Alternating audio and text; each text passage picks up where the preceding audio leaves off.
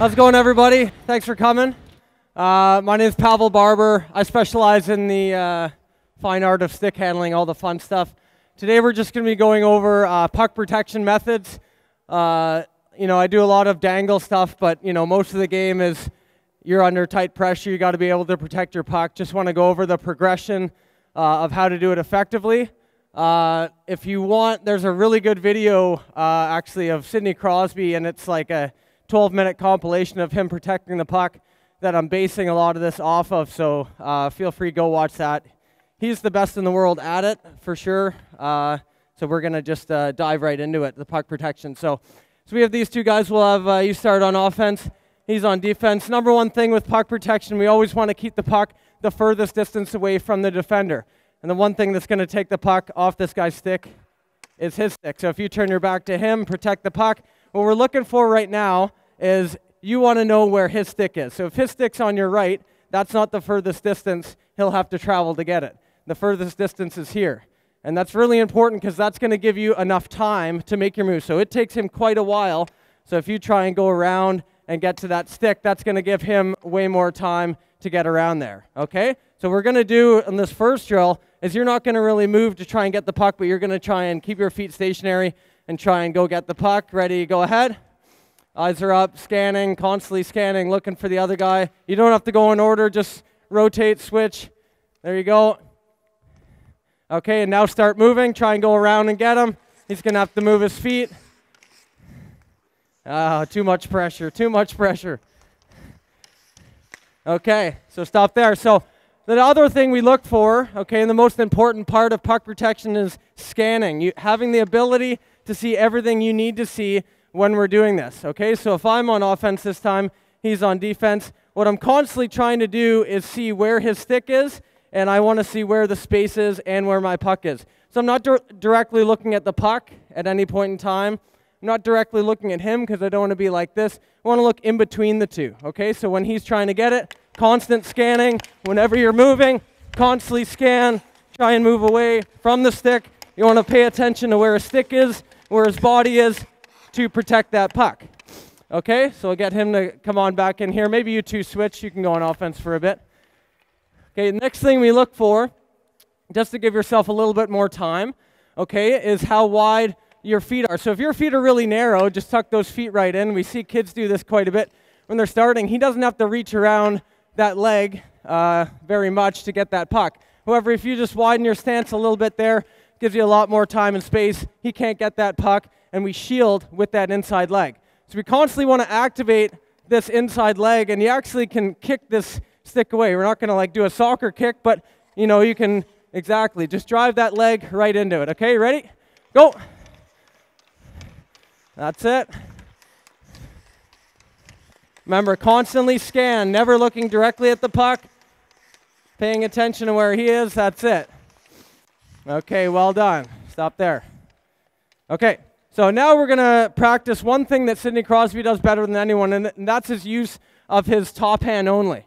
Okay, so what he does a lot very well is having the ability to use the backhand toe, protect the puck like that. Okay, so he uses two things, so that ability to use that free hand and protect the puck. So if you're trying to get it, using that free hand to protect the puck, and he also counter leans. So if he's pushing on me and I'm not pushing on him, it's very easy knock me off the puck, okay? So you got to make sure that even though you're on offense, you're ready to defend your puck. So you got to lean on him, protect, shield with that puck.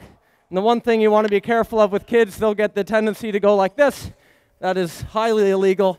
Don't want them to be grabbing that stick, okay? So we'll get, you guys just try that. What we do for the first drill, because a lot of people aren't too comfortable with the one hand, is you're going to flip your stick over on your knob, give you a little bit more difficulty, and what we're focusing on is you just using the top hand the entire way.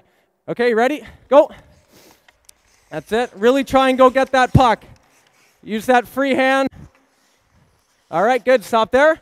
So what we're really looking for here is his free hand's a little bit tucked in. We want to really overextend it, because remember, if he's trying to get that puck, if my top hand is way out here, that gives me way more time and space, okay, to shield that puck. So let's try that one more time. Just fully extend that top hand there. Ready, go. That's it. Keep going, keep going. All right, well done, well done. Now, a good drill for that, if you don't have two people and you're on your own and you want to practice puck protection with that one hand, you kind of just simulate like you have pressure on you, and we're just doing this. We're changing directions, using the backhand toe to pull it in, shield that puck, just like that, okay? So try that there, guys. Use that backhand toe, drag it in, change directions, lots of stops and starts. That's it, well done. Just keep that one hand on the stick. All right, well done, well done. Okay. Now, next thing is just the subtle little movement. So what Sidni Crosbi tends to do is a lot of misdirection with his feet to throw off his defenders. Okay, so it's constantly opening up the hips, whether going like that or whether it's doing a T-stop like that to change direction. Just trying to make him, the defender, uncertain of his next move. So if he's guarding me, the main point to this is if I open my hips, I want to make him believe that I'm going that direction. So I want to be able to control where his stick goes. So if I want his stick to go there, I've got to be able to make him think I'm going that direction, which means I'm going to have to not only open up my hips like that, I'm going to have to pull the puck that way, okay, and then go that way. Okay, so both of you guys just have one puck each, and what we're going to do is we're going to start just on the forehand side here. So we're going to pull from forehand to backhand, open up, and then pull back. Open up, and then pull back. That's it. Open up the feet. Okay, pause there. So very important that we time it correctly. So once again, if you're defending me here, I want to make sure I'm timing it right. Right as the puck goes from here to here, that's when I've got to open up my feet. Okay, so it's got to be boom, boom, boom, boom. Okay, try that one more time. That's it. Well done, well done. Okay, good. Okay, stop there. So stay with your puck there, boys. Next thing we're going to do is just get comfortable in those uncomfortable areas. So these are areas where we're, say, close to the boards over here. Okay, and we got a defender right on me, so let's get you on me right here. We got to be able to make these quick cuts in tight to the feet. So everyone's comfortable with the puck way out here. Only problem is this defender stick's going to be able to block that. So we got to be able to be comfortable in these areas. This is something where Datsu kind of made his living, being able to go like this, cut back with the puck really close to the feet. So if you guys get your own space, all we're going to do is we're going to go forehand side, stick handle, use the toe of the stick, and we're looking for this line right here. We're looking to support the side of the puck with the toe, and then pull it in tight to the body over to the backhand, and then use the backhand middle or heel of the blade, and pull it in tight to the body again. Go ahead. That's it. Excellent, excellent. All right, good. Stop there. So just building on that, always with the progression, you start with it, you can look down, then we start to look up, and then we start to build deception into it. The next phase to that is to really look like you're going backhand, present with your blade, with the blade face open, like you're going to make a pass, and then cut in. Same thing on the forehand, like you're going to make a pass, and then cut in. Okay? Go ahead. That's it.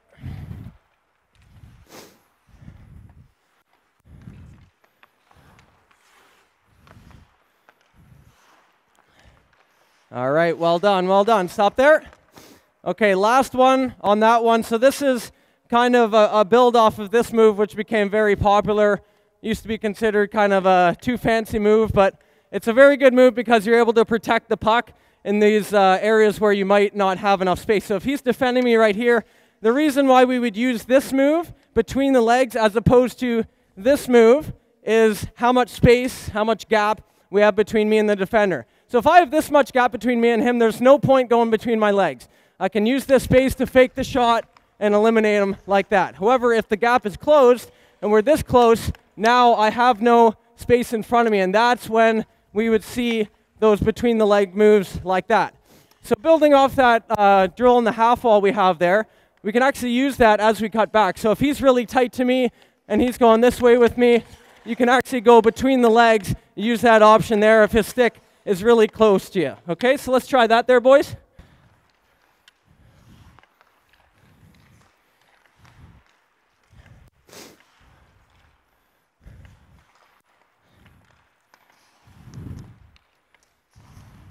All right, well done, well done. Okay, so just come on in here. Just going to go through what happens when we expose the puck. So we're doing a great job of puck protecting, okay, and then every now and then we find ourselves in a moment where we overexpose the puck, which is just a fancy way of saying we put the puck within stick reach from the defender. So if we do that, and we've seen this in the NHL quite a bit last year, more so this year, is being defensively minded while you're on offense. Okay, so just because you're on offense, there's no reason why we can't lift the defender stick, we can't tie up the defender stick, we can't knock the defender stick out of the way, okay? So one thing I like to do when we see a defender with one hand on their stick, so I like to call this a weak stick. So if I have two hands on my stick, he has one, I'm going to win that battle all day. Just because I have the puck doesn't mean I can't hit it, and he's not going to be aware that I'm going to do it. So there's a really good clip of Datsuk doing this on Duncan Keith, which is not an easy defenseman to embarrass, but he definitely accomplished that, is you take him on and you hit the stick this way, and while the stick momentum is going that way, you go the other. So if we're ever taking on a defender and you see them have one hand on their stick just reaching out, we go like that and we just expose the other way there. Okay, so if you're on defense there, the drill that we do to kind of get kids used to this, get people used to this, is you just keep your one hand on the stick, and you're not just keeping it out there, you're really trying to go get that puck, okay, and you're going to try and hit his stick out of the way there, okay? Go for it, keep going, keep going.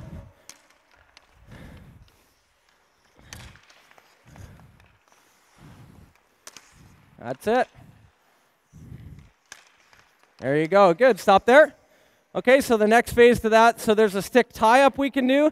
So if the puck is exposed there again, as he's going for that puck, we just kind of leave that puck, tie the stick up, and get back into that position. So what we're going to do now is how about you be on defense, you be on offense. We're going to get really aggressive on defense. Just turn your stick around like that to start. Okay, you're just going to start with one hand on the stick. And what we're going to do is we're going to add the stick tie-up. So you try and go get it. You can stick handle through the stick, tie it up, get in pressure there, or we can add that knock stick out and go between them. Okay, ready? Nice job, nice job.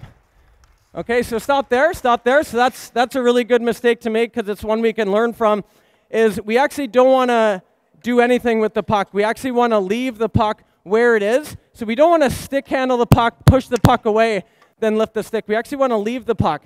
It's called baiting the defender. So we really want the defender to think we're going to leave the puck there. He goes to get it, knock that stick out of the way, and then go. Make sense? All right, go for it. That's it, that's it. Get aggressive on defense there. Really try and go get that puck. Get right on him.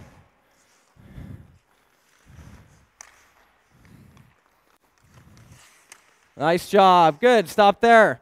Okay, and last one, it's just a really fun mini game to do. See a lot of NHL teams doing similar moves to this. Is we use the face-off dot here, and what we do is we actually start with the puck protection, so just turning your back to the defender. So let's say you start on offense this time. Okay, so all we're trying to do is maintain puck possession for as much time as you can. So if you're on defense there, your surroundings, you can't go outside of the face-off dot. On defense, what we're trying to do is instead of just swatting the puck away, we're going to try and steal for possession. Okay, so instead of these kind of attacks, we're really trying to steal the puck, get possession, and then stay in the circle there. Okay, so I'll be here if the puck gets knocked out. Okay, I'll feed it right back in. Ready? Go.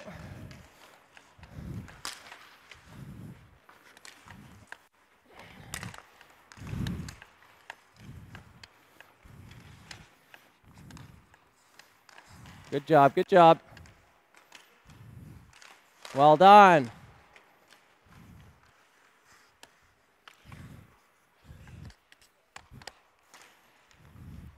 Last one, last one. Woo! A little flare. All right, well done, well done. Good, so the one thing we're always trying to reinforce when we're teaching puck protection is just really getting used to the scanning portion. So when we see players get surprised that they got the puck stolen from them, it's usually because there's a lapse in their scanning. Okay, so what happens is if he's trying to go get it, just go nice and slow, okay, is they make the evasive move, okay, they're scanning, they make the evasive move, and then for this split second, they look down at the puck, okay, and then they lose sight of him, and that's when the defender gets it. So if you're trying your hardest, really go at me this time, try and go get that puck. You got to always have those eyes up, wide stance, activate that inside leg, get that one hand on the stick. Just like that, okay? Now the last part of this, I just wanted to talk a little bit about something I call puck management, which just really has to deal with where the puck is in relation to your body, okay, and blade angle and how that affects everything. Now, the one mistake I see with stick handling is when people are stick handling, they stick handle and the puck constantly ends up in their feet. And that has to do with a couple of reasons. Number one, the top hand being too high changes this angle on the stick depending on the lie value on your stick, okay? Too high, and it's constantly going to come into your feet. So you want to make sure we're constantly supporting this puck, making sure the puck's moving forward. Okay, so it's not just how high your top hand is. Okay, so if you have it at its low point there, heel contact on the ground, toe a little bit in the air, it's also how much we're rotating the blade. Now with beginners, when they're stick handling, and even at the pro level, it's over-rotation on the backhand side that gets them into trouble. So the forehand side, they do a great job of pushing it forward. Backhand side, they over-rotate and pull it back. Okay, so what we're going to try here with you guys is just stick handling up ice, soft handles. Okay, it's just light, quick touches. What we're going to try and do is constantly support this back side of the puck on each stick handle. Okay, so it just looks like this, just moving forward, and just soft touches all the way up the ice. That's it. Okay, and then on the way back, we just widen it, and now we get into our full stride. Okay, so we just skate side, side, puck constantly moving forward, top hand always off the body. All right, and then if you guys just come to the corner, we're just going to do crossovers around both these circles and talk a little bit about how puck management, where we put the puck, actually helps us keep our speed, build speed, and keep our crossovers.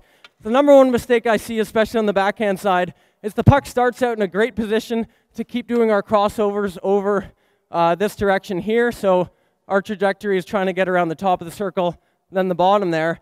And if the puck comes inside the body like this, we lose our crossover, have to pull it back out, okay, and stick handle it out.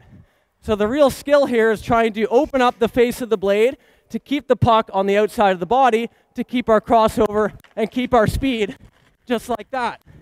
Same thing on the forehand, keep it on the outside, keep our speed, just like that. Okay, go ahead. And go. Nice job, boys, nice job. Woo! All right, well done. Okay, and then the last one we'll do, you just come to center here. Okay, we look at linear crossovers, which are just crossovers we use to build speed traveling forwards. And all we're trying to do is stay in line with the net. We're not trying to cross over too much and go side to side. We're just trying to cross over going forward. Same thing, supporting the back of the puck on each crossover. So you just go like that, one crossover each way, traveling forward. All right, go ahead.